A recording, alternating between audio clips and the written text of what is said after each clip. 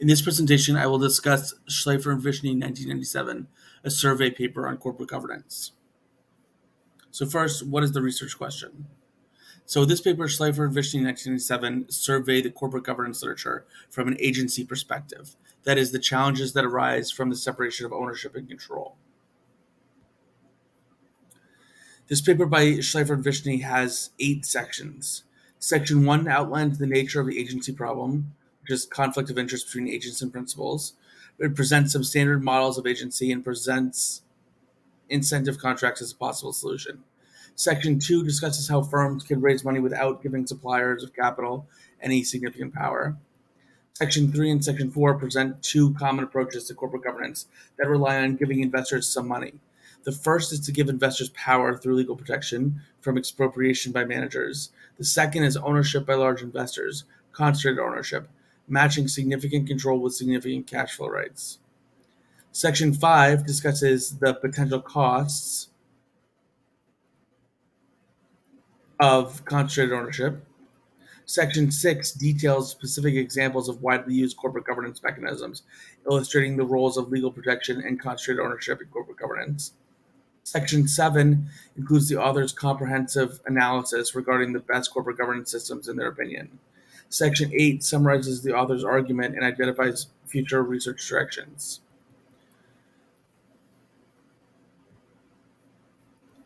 First, let's discuss the agency problem. So the agency problem arises from the separation of management and ownership. An entrepreneur or a manager raises funds from investors to support the firm's operation and growth, and the agency problem refers to the difficulties financiers have in assuring their funds are not expropriated or wasted on unattractive projects by the manager. The manager and the financiers would most likely sign a contract detailing how the manager could use the funds and how the returns would be distributed. However, complete contracts are unrealistic. Thus, the manager and the financiers have to allocate residual control rights, the rights to make decisions in circumstances not fully foreseen by the contract. Typically, managers have most of the residual control rights because the financiers are not qualified or informed enough to decide what to do in unexpected circumstances. In addition to rights stated in contracts, managers typically have more control rights due to the inactive involvement of some investors in courts. This dynamic exacerbates the risk of managers expropriating investors' funds. 3 notable countries in which managerial expropriation of funds could happen with relative regularity are Russia, Korea, and Italy. By comparison, many other countries have laws that protect investors better, but such cases of fund expropriation still occur. The inefficiency of managers' misallocation of investors' funds could not be eliminated through bribing managers, as managers would violate their legal duty of loyalty to shareholders if they used the threat of inefficiency to obtain financial gains. So now let's get a little bit more into the agency problem. So the definition of agency cost equals managerial behavior that does not serve the interests of investors. So finding evidence on agency costs, managerial behavior that does not serve the interests of investors is tricky, as managers actively select information that they publicly announce. However, acquisitions involving public companies are almost always publicly announced, and thus can serve as evidence of agency costs. Shleifer and Vishny examine the past literature and note that bidder return and announcement of acquisitions are negatively related, particularly when the managers of the bidding company hold little equity. The worst agency problem occurs in firms with poor investment opportunities and excess cash. So, in terms of private benefits of control, studies that focus on managers directly threatened with the loss of private benefits of control during takeovers also serve as evidence of agency problems. When managers gain financial benefits, golden parachute or share ownership, or keep their jobs, they put up less resistance to takeovers. At the same time, managers' anti takeover tactics reduce shareholder wealth. As such, previous literature suggests that managers resist takeovers to protect their private benefits of control rather than to serve shareholders. And then, in terms of large blocks of equities, they trade at a substantial premium. This means that basically, if you have concentrated ownership, um, those large blocks of concentrated equity ownership trade at a substantial premium. Previous literature has also found that control is valued, as evidenced by the pricing of different equity assets. Large blocks of equity trades at a substantial premium to the post-trade price of minority shares, which suggests that buyers of the blocks that may have a controlling influence receive special benefits. Barclay and Holderness, 1989-1992. Shares with superior voting rights traded at a small premium in the United States. And in some countries, the voting premium is even more significant. 45.5% for Israel, 6.5% for Sweden, about 20% for Switzerland, etc. So now let's talk about financing without governance. So if agency costs are such a severe risk, why does outside finance happen on such a large scale? That is, how are managers able to raise so much money from outside investors? Despite the risks associated with the agency problem as described in Section 1, outside finance occurs on a large scale. And there are two possible reasons for this. Reason number one is that firms and managers have reputations. Reason number two is investors may be overly optimistic.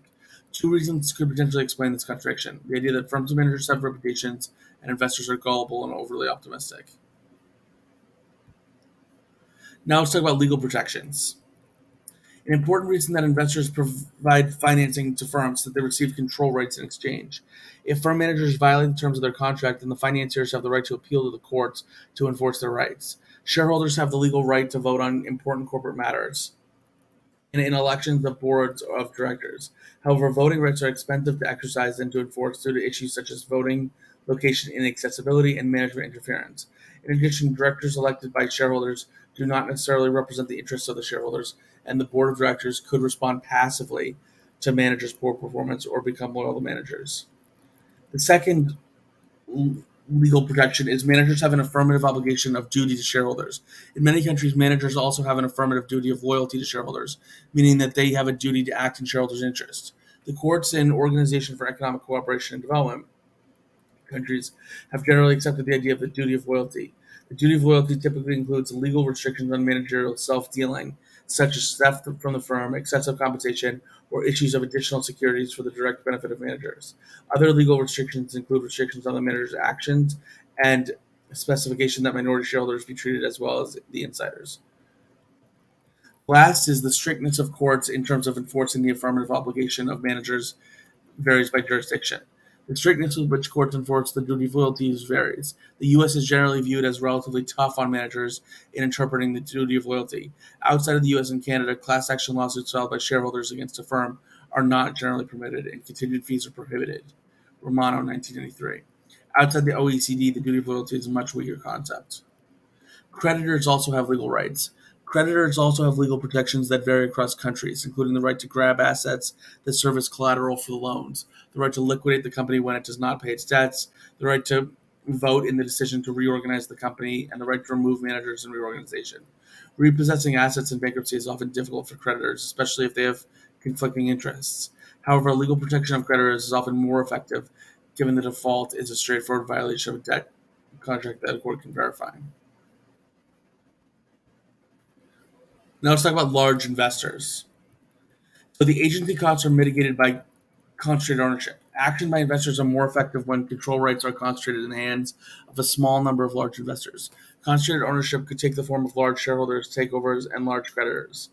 Substantial minority shareholders holding around 10 to 20% of ownership stakes have the incentive to collect information and monitor the managers of the firm.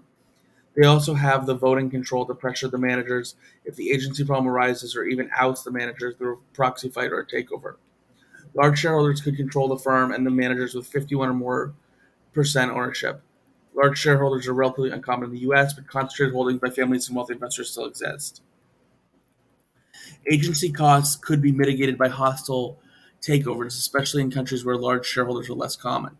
Hostile takeovers could address corporate governance by replacing or controlling the management post takeover, especially in countries where large shareholders are less common. In addition, takeover targets are often poorly performing firms, and their managers are removed after the takeover succeeds, as in Martin and McConnell 1991, Shleifer and Vishny 1988 and 1989, and Palapu 1985. However, the effectiveness of takeovers as a corporate governance mechanism is hindered by the fact that takeovers are expensive, the risk of increasing agency costs as new management replaces old management, the fact that takeovers require a liquid capital market, and the fact that hostile takeovers are politically vulnerable.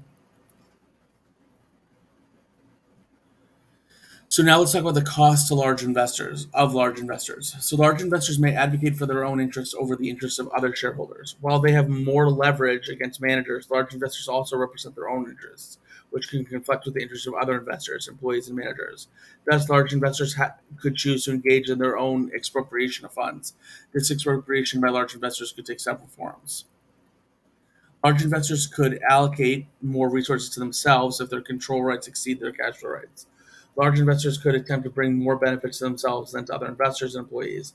Their ability to do so is especially significant if their control rights are in excess of their cash flow rights, which could happen if they own equity with superior voting rights or if they control the firm through a pyramid structure, as in Grossman Hart 1988 and Harris and Review 1988. In such cases, large investors could pay out cash flows to themselves only. They could also pay themselves special dividends or exploit business relationships. Evidence of minority shareholders expropriating resources to their own benefits is limited in the United States. Minority shareholders could also bring themselves unfair benefits, as suggested by the fact that shares with superior voting rights traded at a premium. Studies on minority shareholders in the U.S. and in Sweden do not find much evidence of expropriation, but casual evidence suggests that such expropriation is more prevalent in Italy. Okay, now we're going to get into specific governance arrangements. This section discusses the specific contractual mechanisms used to address the agency problem with a focus on debt and equity as instruments of finance. In debt contracts, the borrower gets funds from the lender by promising to make a set stream of future payments to the lender and avoid violating a range of covenants. If the borrower violates the contract, the lender is protected by certain rights, such as the ability to repossess the borrower's assets or to force the borrower into bankruptcy. There are effectively two periods of literature on debt: pre-Grossman Hart 1986, post-Grossman Hart 1986. The authors of this paper use before and after the publication of Grossman Hart to separate two periods of literature on debt. Pre-Grossman Hart 1986 focuses on the transfer of control over the assets from the borrower to the lender if debt contracts are violated. The before group focuses on the transfer of control of the assets from the borrower to the lender. And then post Grossman Hart 1986, the after group adopts the incomplete contracts framework and focuses on the transfer of control from managers to creditors. So the after group adopts the incomplete contracts framework, focus on the transfer of control from managers to creditors. Creditors. Notable ideas that have been modeled include: it may be efficient for managers to have control of assets in good states of the world, and for creditors to have control on the bad states of the world, as in Agee and Bolt in 1992. In the event of default, creditors have sufficient power to exclude the borrower from the capital market and stop all future financing. Now, in the next slide, we're going to talk about more specific governance arrangements. So there are three central ideas here. The first is dispersed debt holders have more rights than dispersed equity holders. Two, equity holders do not get any payments and have no claim to the firm's assets. Three, equity holders make more sense when debt contracts are difficult to enforce. And continuing the theme of specific governance arrangements, the central question now is: how can firms raise money in countries with little to no protection of minority investors? And the answer is reputational effects and the prospects of returning to the capital markets sustain good behavior by managers. The second thing is leverage buyouts, also known as LBOs, help concentrate ownership. Leverage buyouts also evidence the benefits and the costs of having large investors. Previous literature suggests that LBOs are efficient organizations. A sample of LBOs that eventually went public indicate that LBOs increased profits, as in Capital in 1989. State-owned firms are extremely inefficient, possibly because bureaucrats have heavily concentrated ownership rights, but no significant cash flow rights. The authors end this section by briefly discussing state ownership of firms. Despite certain theories, state-owned firms do not appear to serve the public interest better than private firms do. State-owned firms are usually extremely inefficient. So the question is, which system is the best, according to Shleifer and Vishny? And the answer is they believe a combination of legal protections for investors and concentrated ownership by large shareholders is are the essential elements of good corporate governance system. Anyways, I hope you found this paper helpful. It's one of the most famous papers in all of finance, and I look forward to seeing you in the next video. Take care.